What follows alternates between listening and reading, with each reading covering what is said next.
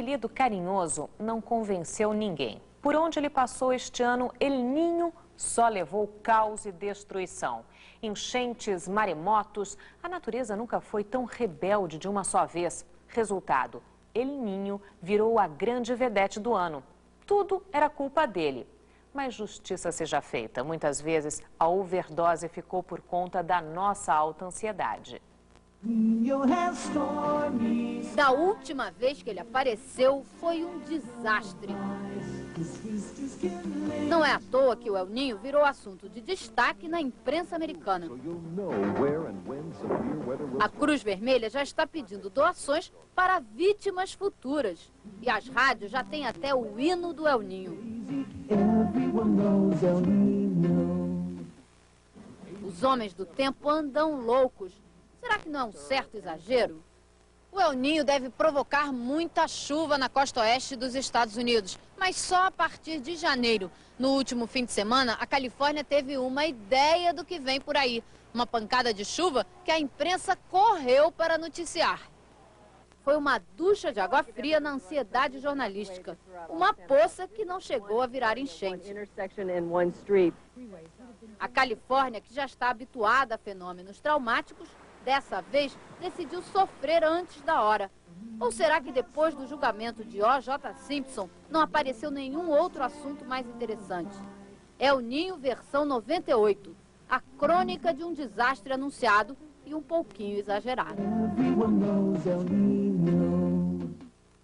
Exageros à parte, o El Niño tem lá sua culpa no cartório sim. No Brasil, está provocando chuva no sul e seca no norte e nordeste. No Pará, garantem os especialistas, o El Niño anda fazendo estragos.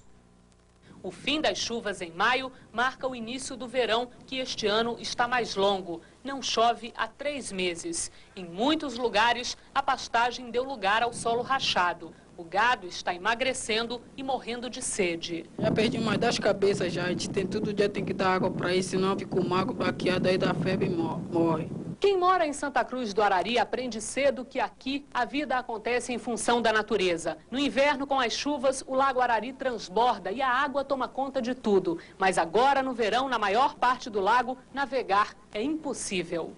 Toda essa imensa área é o Lago Arari. São 27 quilômetros de comprimento e 9 de largura. Quando está cheio, atinge 6 metros de profundidade. A vila do Genipapo, próxima ao lago, é toda construída a mais de 2 metros do chão sobre palafitas. Onde no inverno passa o barco, agora dá vez ao carro. Este homem reclama. O peixe está difícil para a gente pegar aí. Enquanto a chuva não vem, a criançada se diverte jogando futebol. Mas só até o inverno chegar e a água novamente tomar conta do Marajó. E a saga de El Niño continua. Um novo inimigo no ar, infâncias roubadas e vidas perdidas. As voltas que o mundo dá. El Niño ataca novamente. No México, algumas regiões não viam neve há mais de 100 anos. 20 pessoas já morreram por causa do frio. Tragédia no deserto. Só uma pessoa sobrevive à queda de um Tupolev 154, que ia de Tadiquistão para a cidade de Sharjah, nos Emirados Árabes Unidos. 85 pessoas morreram. A imagem da desolação. Meninos e meninas de 4 anos de idade à procura de comida no lixo. Varridas do campo pela miséria, elas encontram situação ainda pior nas cidades. Uma nova gripe fatal põe os cientistas do mundo em alerta. O vírus, que antes só atacava aves, já matou 2 crianças em Hong Kong. As autoridades temem uma epidemia semelhante à de 1918, que dizimou mais de 20 milhões de pessoas. Um comercial pede a países ricos que perdoem a dívida dos mais pobres e é proibido na Inglaterra. He owes us $250 US dollars. Motivo alegado: propaganda e política não se misturam. Você vai ver a seguir, o Congresso entra de férias e não decide o que vai votar na convocação extraordinária. Ator, compositor, poeta, boêmio político. As 1000 histórias de um único homem, Mário Lago. Garçom, garçom, quem traz o choquinho? Olha aí, você que tem que dirigir, é bom tomar cuidado com a bebida. A dica é, se beber, não dirija. Se for dirigir, não beba. E se às vezes, só de vez em quando, você exagera um pouco, Engove cuida da sua ressaca. Para apagar o fogo, um engove antes, outro engove depois. Neste fim de ano, você vai receber um presente emocionante. Concerto de Natal. A Orquestra Sinfônica e o Coral Lírico de Minas Gerais apresentam o Oratório de Bach, com a participação de grandes solistas da Alemanha e regência do maestro Johannes Röhnberg. Toda a emoção do Natal na Igreja São José, dias 19 e 21 de dezembro, às 8h30 da noite, com entrada franca. Retire seu convite no Palácio das Artes. Realização, Fundação Clóvis Salgado. ABC, ABC, toda criança tem que ler e escrever. ABC, ABC, toda criança vai ler e escrever. O Brasil em ação aprendeu uma lição, que criança sem escola não levanta uma nação. Que bom vai ser o nosso Brasil quando todo mundo souber ler e escrever. Que bom vai ser o nosso Brasil quando todo mundo souber ler e escrever. ABC, ABC, toda criança tem que ler e escrever. ABC, ABC, toda criança na escola. O Brasil merece.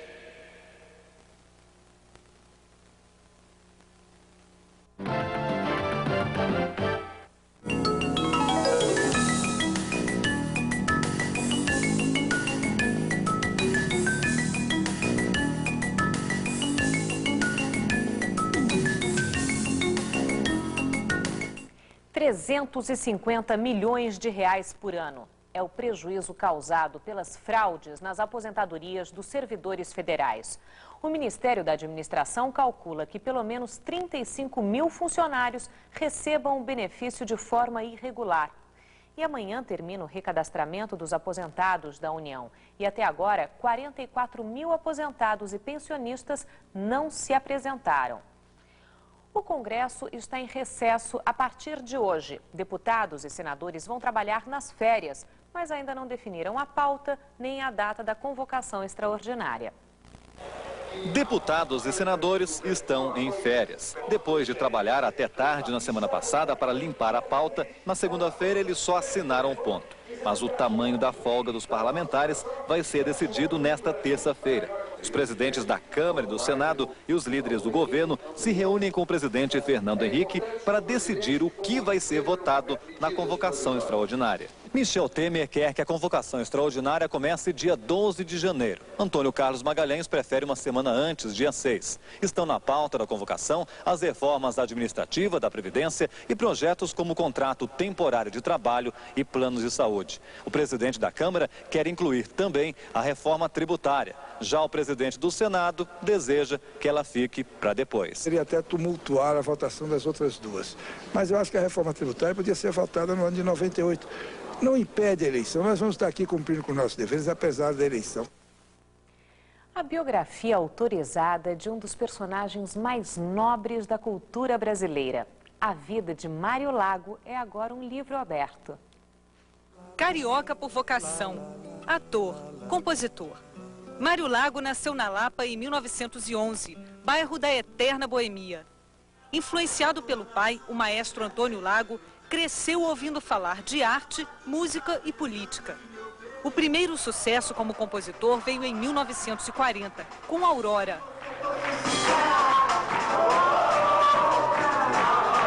Dois anos mais tarde, consagração absoluta com outra mulher, Amélia.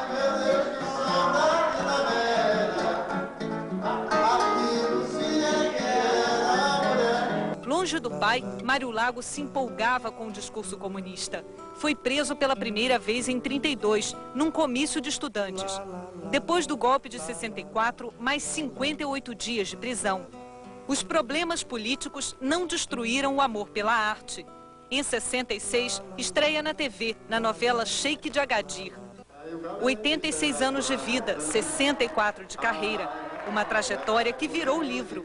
Mário Lago, Boemia e Política, lançado esta noite no Rio. Ele tem uma participação na vida política da cidade muito forte, do país, claro, e também na vida cultural, já que ele passou do teatro de revista, rádio, televisão, cinema. Eu acho que é um pouco a história da mídia no Brasil. Para Mário Lago, é sinal de que valeu a pena viver. Apareceu uma alma caridosa que resolveu botar isso em livro. E valeu. O velho Mário Lago, o velho, o mar e o lago. Veja a seguir, depois do 0-0, Zagallo mexe no time e Romário volta para enfrentar o México. E o Inter sai na defesa do jogador acusado de doping por uso de morfina.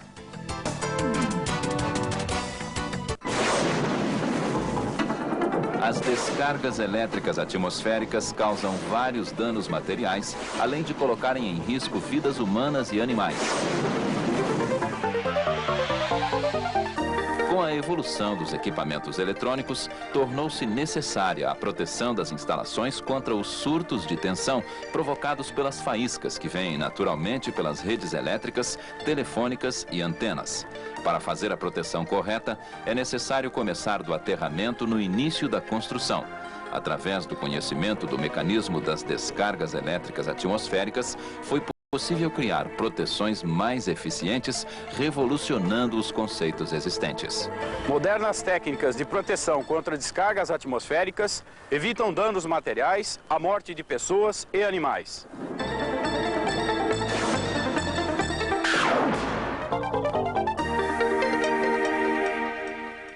Se amanhã quiser me encontrar, te espero entre o céu e o mar. Sem te ver, meu mundo não é igual a... O novo CD de Emílio Santiago está cheio de sucessos. Avisa lá, avisa lá, avisa lá, oh, oh. Avisa lá que eu vou. Avisa lá, avisa lá, avisa lá, oh, oh. Malandro, só peço um favor de que tenhas cuidado. Hoje eu sou sua folia, colata Bahia, de chinelo novo. Estão voltando as flores. Emílio Santiago, o melhor presente. Um super lançamento, som livre, imperdível.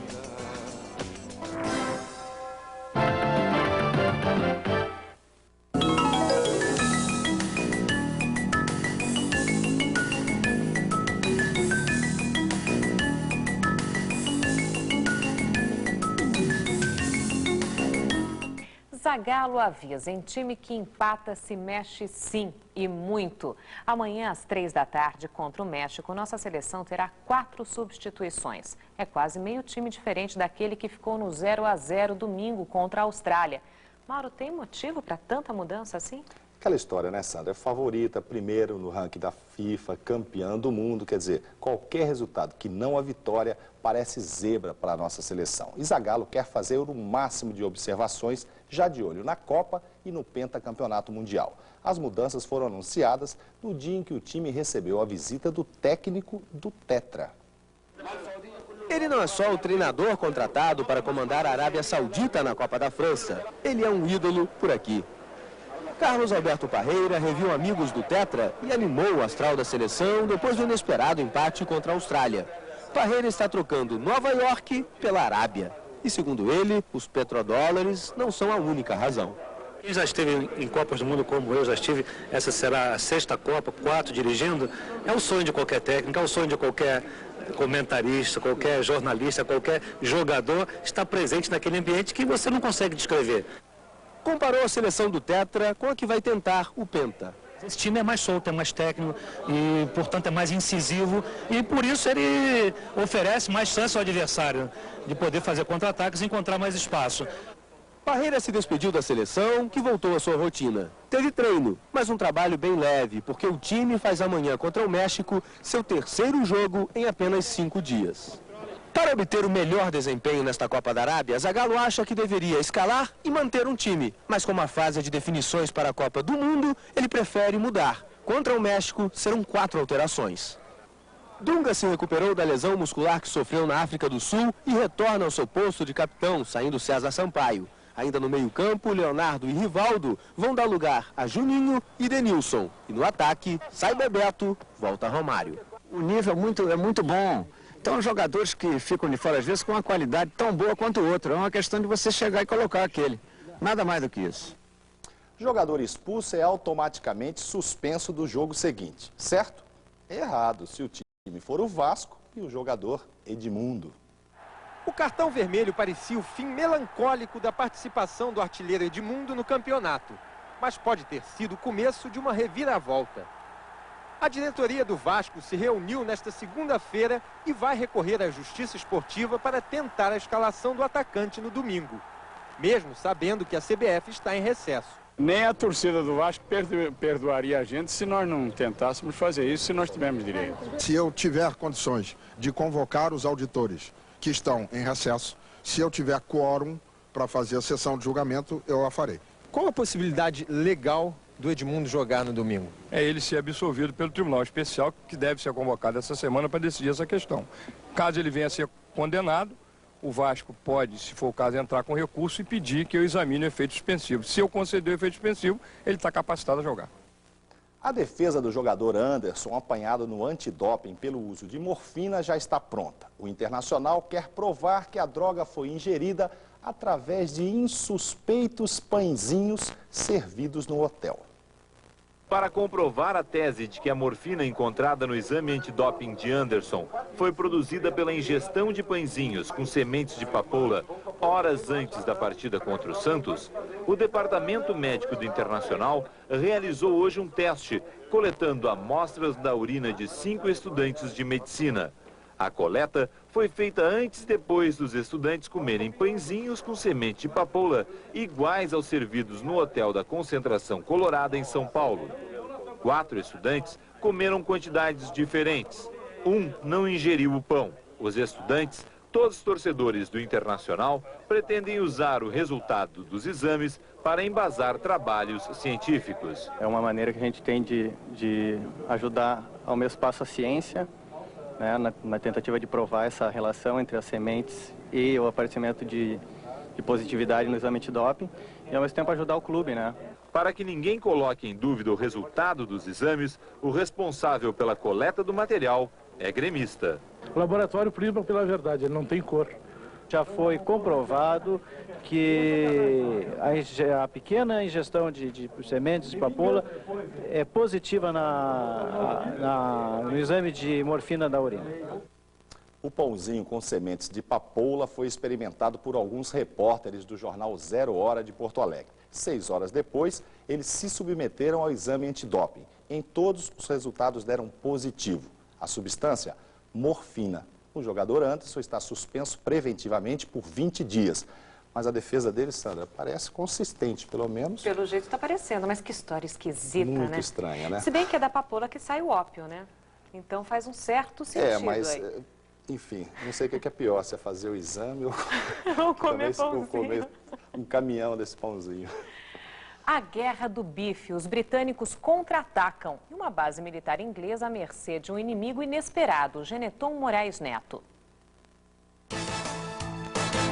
Todos os soldados de uma das maiores bases do exército britânico no interior da Inglaterra vão ter de fazer o teste da AIDS. A decisão foi tomada porque 2 mulheres infectadas pela doença estariam espalhando a AIDS de propósito entre a tropa.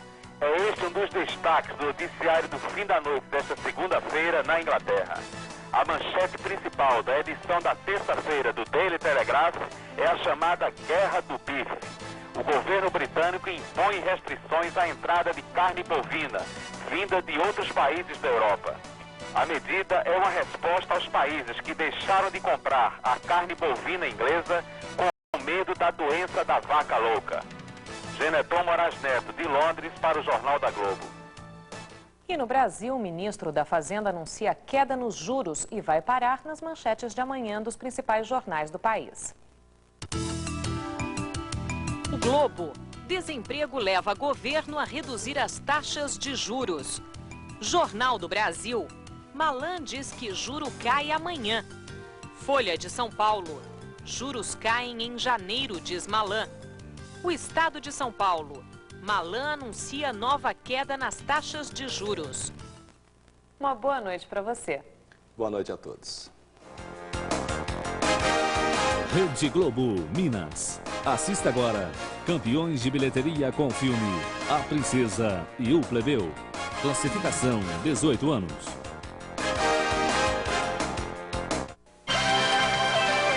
Fim de ano na Globo.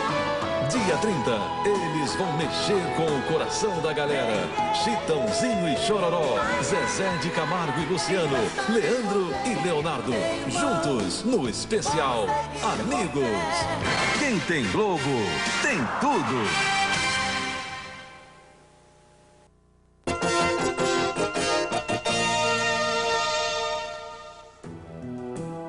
É direito de toda criança, quando internada por motivo clínico, ser acompanhada de um dos pais ou responsável. Se enfrentar problema, procure o conselho tutelar do seu bairro.